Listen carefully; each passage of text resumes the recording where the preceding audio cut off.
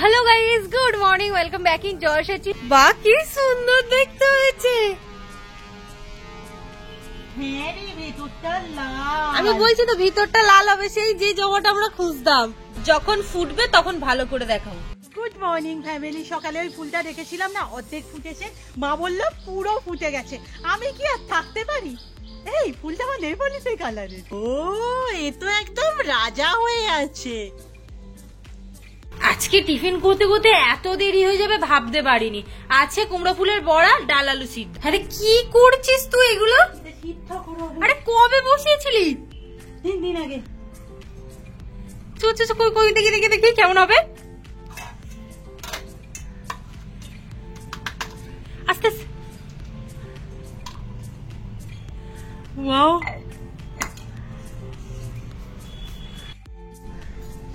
এই পড়ে যাচ্ছে না। এটা তো ভারী সুন্দর হয়েছে।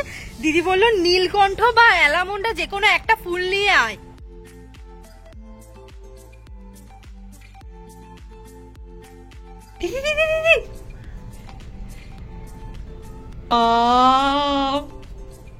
আমরা বিশ্বাস করতে পারিনি দিদি যে এত ভালো বানিয়ে ফেলবে। ওটা আমি দেখেছিলাম যে আমাদের বাড়িতেও হবে এত সুন্দর ভাবে, কে আর জানতো। আজকে বাড়িতে মা থাকছে না, তাই সমস্ত কাজই আমার উপর পড়েছে আর দিদির উপরে। আমি দিদিকে বললাম যে আজকে তাহলে একটু মাংস খাও, অনেকদিন তো মাংস খাওয়া হয়নি। তখনই দিদি বললো কড়াই চিকেনটা হয়ে যায়। আমি বললাম তাহলে তুমি জোগাড়টা করে দে, তবে না করতে পারবো। যাই হোক, মা এখনো যায়নি, মা কখন আসবে জানি না, মা আসলে তারপর খাওয়া হবে। এটা কি খাচ্ছে এখানে?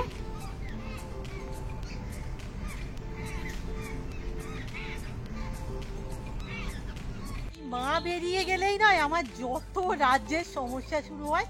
কোথাও কোনো জিনিস ঠিক মতো খুঁজে পাই না। আর তার উপর কি বলতো, বাড়ি যে কি হারে ফাঁকা লাগে। আই থিঙ্ক তোমরা গেস করতে পারছো। তাড়াতাড়ি চলে আসবে, আর দেরি হলে ফোন করবে, আগের বারে ব্যাংকের মতো করবে না।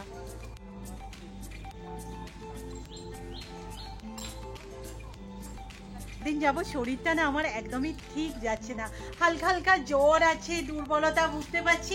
এবারে এমন কিছু হয়নি যে ডক্টর দেখাবো। আর কিছুদিন দেখি ঘরোয়া টোটকা ওষুধপত্র খাওয়া দাওয়া করছে। রান্না কি জোগাড় করতে হবে? তোকে সমস্ত কিছু কেটে দিতে হবে এবার। ওই জিনিসপত্রগুলো দে।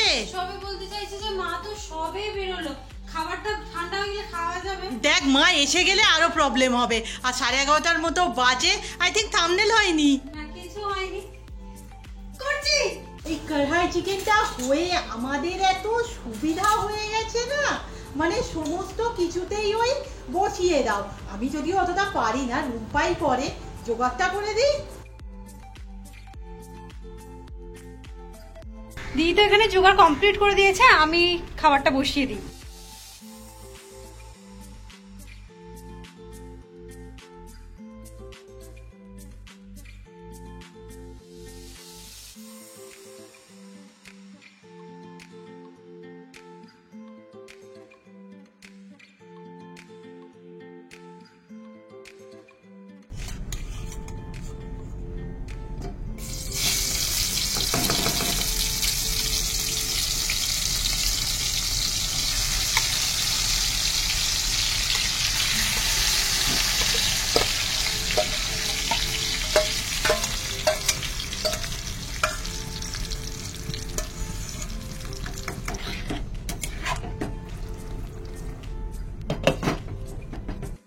আমার তো ভাত আর ওই মাংস করা হয়ে গেছে।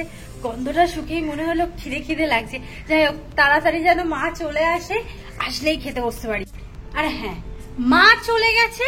মা আমাকে বলেও গেছে তুই যখন স্নান করবি সমস্ত ফুল পারবি, এখান থেকে হলুদ ফুলটা নিবি, নিয়ে পুজো করবি। আমাদের তো জানোই শরীর খারাপ হলেই মোটামুটি স্নানকে মেন প্রায়োরিটি দেওয়া হয় প্রত্যেকেরই কথা। ওই তো 3টের সময় স্নান করে, আবার শরীর খারাপ হবে না তো কি হবে।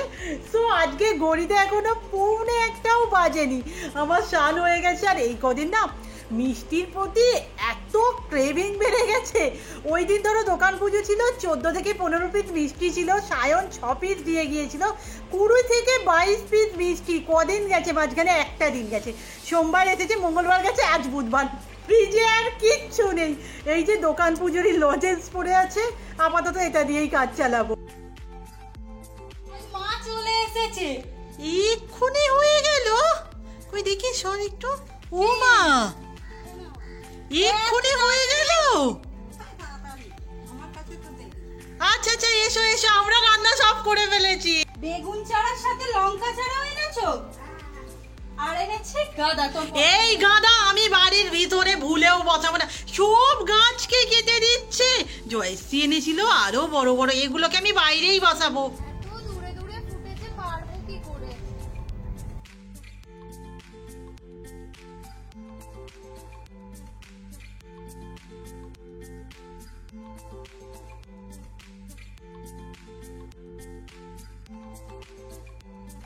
আমি না ভাবতেও পারিনি এত সুন্দর দেখতে হবে ফুলটা।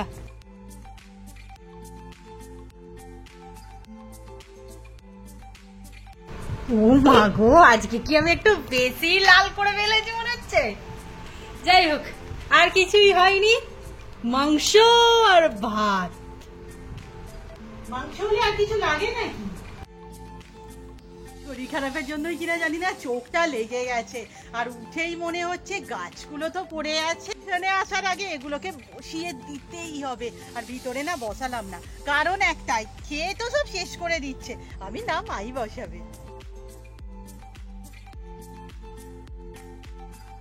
বোধহয় এক পশলা বৃষ্টি হয়ে গেল, কিরকম একটা ঠান্ডা ঠান্ডা হাওয়া আসছে।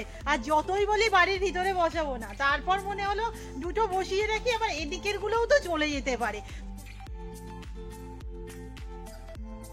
মানে আমার গাঁদা গাছগুলোর অবস্থা করেছে দেখো, শুধু ডান্ডাগুলো পড়ে আছে। বুঝতারি যাওয়ার আগেই না জমজমিয়ে বৃষ্টি আসে।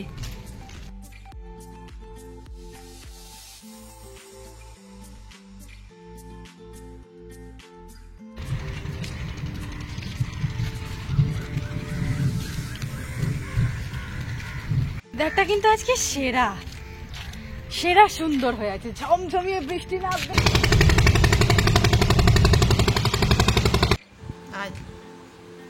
সামনেই তো টিচার্স ডে আসছে, তার জন্য এদেরকে একদিন একটুখানি নাচ তুলিয়েছিলাম, এখনো প্র্যাকটিস করানো হয়নি। আজকে ওরা সবাই প্র্যাকটিস করবে, আমি আগে দেখবো নাচটা ঠিকঠাক আছে কিনা, কিরকম প্র্যাকটিস করে এসেছে। নাচ মনে নেই তাহলে কিন্তু বাতিল, আরে বাতিল। আচ্ছা কই দে।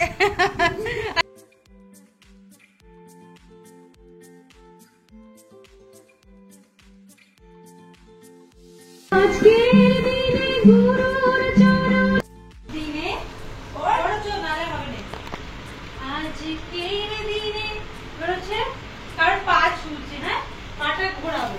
হ্যাঁ, গুরুর চরণে, গুরুর চরণে ফুল ফেললাম, দাঁড়িয়ে ফুল ফেললে চিরদিন সামনেই যাবো, চিরদিন হলো ধরেছে এইটা 1 2 হলো, তারপরে বুকে হাত দেয়া। ওই তো আগে এমনি নাচ টাচ করতো, সো ও একা একটা করছে, বেশি নাচ করবে না। হাতে হাতে ধরে ধরে নাচিবি গিরে গিরে গাইবি গান। আজকে না আসলে আমাদের সাথে একটা মারাত্মক ঘটনা ঘটে গেছে, সেইটা কালকে শেয়ার করব। আজকের ভিডিওটা এখানেই শেষ করে দিচ্ছি।